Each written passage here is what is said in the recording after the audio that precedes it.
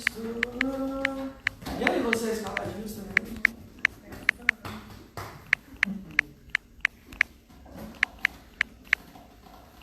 Então assim, diante da palavra, não está não, tá? Então assim, diante da palavra, pastor, a gente pode ver essa situação que a gente está vivendo como vontade de Deus. Pois é. Porque eu acho que isso é algo muito grandioso que está acontecendo. Não aconteceu só em algum lugar, foi no mundo inteiro. Entendeu? Aí quando eu falo assim em questão de aprender algo com isso, é porque eu também acredito que é algo permitido por Deus, né? Porque cada família ou cada país reage de uma forma diferente, né? Quando você coloca a palavra permitido, né? Eu preciso esclarecer que, assim, tudo que acontece na Terra acontece por permissão de Deus. Saber se essa pandemia é vontade de Deus, eu não tenho condições de dizer. E eu acho um pouco assim fora que alguém diga isso, com certeza, né? E diga que não, essa é a alma que afirma isso, né? Mesmo que se diga profeta, se diga o que for, né?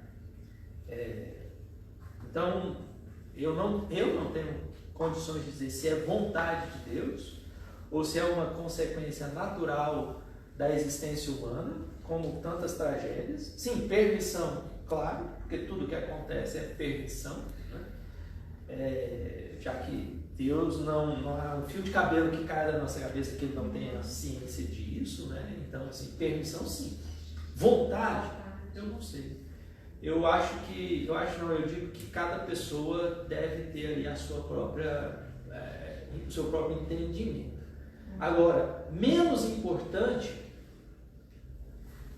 é saber se é vontade de Deus do que saber o que fazer com o que já está acontecendo. Não muda muito saber se é vontade de Deus ou não, a não ser, muitas vezes, para usar isso como condenação e julgamento de outros, né? Numa atitude arrogante que eu muitas vezes vejo, inclusive, principalmente entre cristãos e religiosos de um modo geral, de dizer, né, Deus está punindo, Deus está castigando e tal. Eu acho que isso não ajuda em nada, pelo contrário, divide, separa, né? E mostra uma atitude arrogante, presunçosa de muitos, né? Então, para mim não é importante saber. A vontade de Deus é importante de ser conhecida antes de acontecer. Entende? É quando Deus fala antes. Deus me diz algo e fala assim, vai acontecer tal coisa, eu quero que aconteça tal coisa e você precisa se posicionar. Aí é importante eu saber. Essa é a vontade de Deus, eu preciso me posicionar, a favor ou contra. Eu preciso me posicionar, obedecendo ou desobedecendo. Aí é importante saber qual é a vontade de Deus. Certo? Então, depois que já aconteceu, saber se é vontade de Deus, se é consequência dos atos humanos, se é apenas, né, uma consequência da vida do homem na terra e tudo mais, não faz diferença. Como eu disse, a não ser para aqueles que querem usar isso para oprimir, julgar, condenar e se colocar numa posição de assim, Deus está julgando vocês, né? Então, para mim isso não é importante, mas é muito importante saber o que fazer com o que aconteceu. Então, por que aconteceu não é tão importante. É importante saber o que eu vou fazer agora que aconteceu. Então, assim, de forma visão humana, é não procurar o culpado, né? Não adianta. Mas o que eu vou fazer com o que está acontecendo agora? Agora é importante eu saber qual é a vontade de Deus para a minha vida agora, que eu estou no meio da pandemia. Qual é o desejo de Deus para mim agora, que eu estou dentro desse contexto? Não é? A vontade de Deus eu preciso saber para decidir se vou obedecer ou desobedecer, se eu vou obedecer ou se eu vou resistir. E a vontade e o desejo de Deus é importante eu saber, porque ali eu preciso participar, eu preciso me posicionar também para decidir se eu quero esse desejo, se eu me igualo, eu vou igualar o meu desejo ao desejo de Deus e então desfrutar disso, né? Do que eu preciso abrir mão, porque às vezes o desejo de Deus é de tirar alguma coisa, é de me mover de um lugar, é de me remover de uma situação e eu preciso participar disso, né? É aquilo que só acontece se eu participar. Se eu não participar, não vai acontecer. A vontade de Deus não, vai acontecer. Com a minha participação ou sem a minha participação, vai acontecer. Então, no meio da pandemia, é importante saber a vontade de Deus para mim nesse contexto e o desejo de Deus para mim nesse contexto. Volto a repetir, a vontade de Deus para eu decidir se obedeço ou não e o desejo de Deus para eu decidir se participo desse processo ou não, né? Então, aí é importante. Agora, o antes não muda em nada. E a Bíblia diz que Deus faz com que todas as coisas cooperem para o bem daqueles que amam a Deus, né? E aqui é que entra a questão do desejo e da vontade de Deus. Algumas coisas vão cooperar para mim pela vontade de Deus e outras coisas vão cooperar para mim se eu participar do desejo de Deus, se eu participar do processo. Por isso é importante. O John perguntou aí de novo. John, você perguntou. John, alguém lembra que ele perguntou? Meu celular está apagado. Para mim aqui não saiu, não. Dentro da relação de desejo e vontade, poderia, por exemplo, pedir para que seja destruído esse vírus e isso estender nossos dias nessa terra e isso retardar, entre aspas, sua volta? Não sei se consegui expressar minha dúvida. Eu também fiquei confuso, por favor. Perguntar se pedir para curar agora, para destruir o vírus agora. E esse talvez não seria a vontade de Deus, porque talvez. Retardaria a volta. Quer estender nossos dias na terra e a volta dele, né? Entendi. É o tipo da oração É o tipo da oração de Ezequias, né? Pelo que eu estou vendo, né? É o que orar agora, né? Em relação ao vírus, né, João? De fato, é o tipo de oração que eu faria se eu soubesse qual. Então, antes de orar, eu preciso saber qual é a vontade de Deus. Aí entra nós, né? Tá vendo? Por isso é importante a gente saber qual é a vontade de Deus agora, né? E eu digo uma coisa, a vontade de Deus, quando ela é ampla e envolvendo o planeta todo, ela não se manifestará em uma pessoa, duas pessoas que vão se tornar aqueles que vão dizer o que é a vontade de Deus. Não. A vontade de Deus, nesse contexto, é uma opinião minha, eu acredito que ela se for compartilhada nesse momento, ela será compartilhada de um modo amplo e geral no coração de, pelo menos, de grande parte dos filhos de Deus, espalhados sobre toda a terra. E não necessariamente, ou em hipótese alguma mesmo, para alguns poucos de algumas religiões específicas ou grupos religiosos específicos.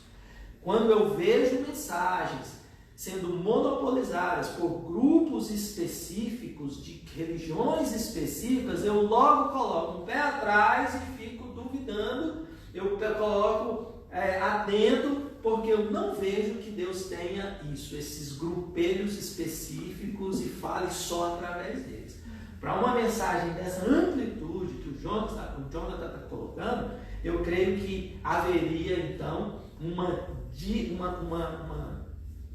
compartilhamento no coração dos filhos de Deus de todas as matizes religiosas e de fé, né, espalhadas em todo o planeta, por todo o planeta. E não apenas um levantar e falar assim, Deus falou comigo e é a verdade. O homem ali tal, na igreja tal falou, ou fulano do grupo tal falou e é assim. Não.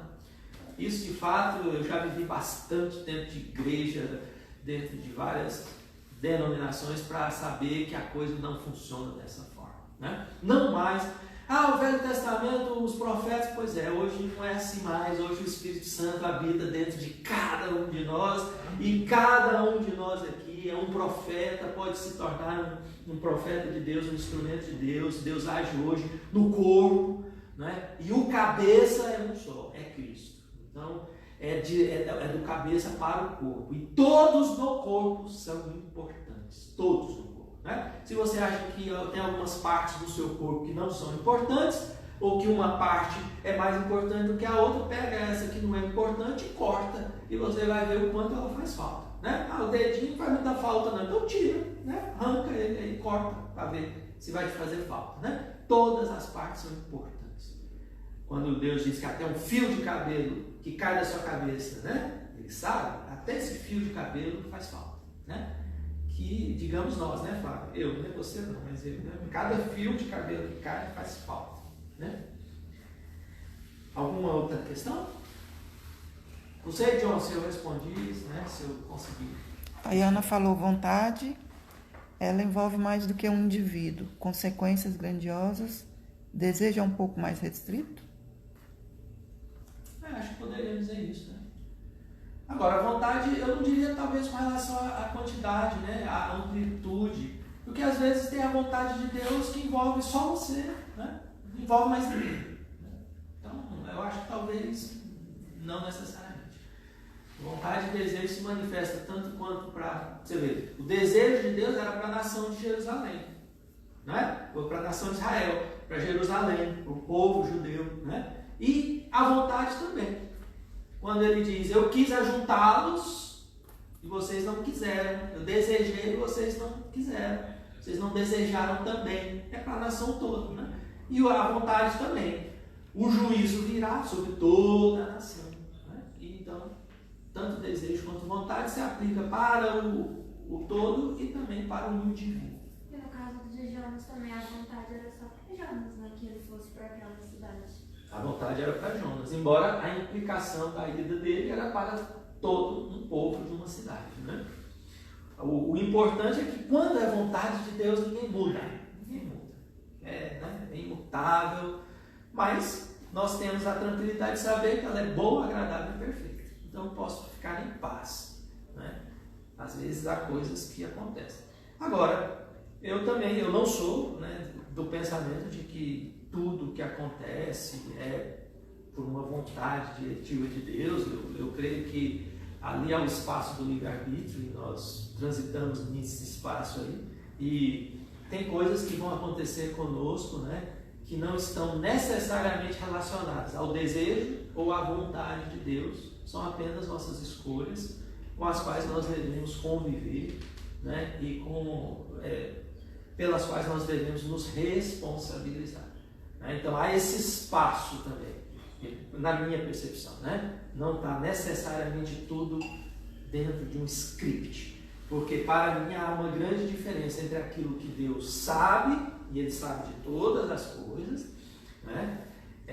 Presente, passado e futuro para Deus não existe, e há uma diferença entre saber e o determinar, né, que aconteça. O fato dele saber não quer dizer, na minha percepção, que ele determinou que acontecesse. Há um distanciamento enorme para mim nisso, porque para mim não cabe não haver esse espaço nosso, que é humano.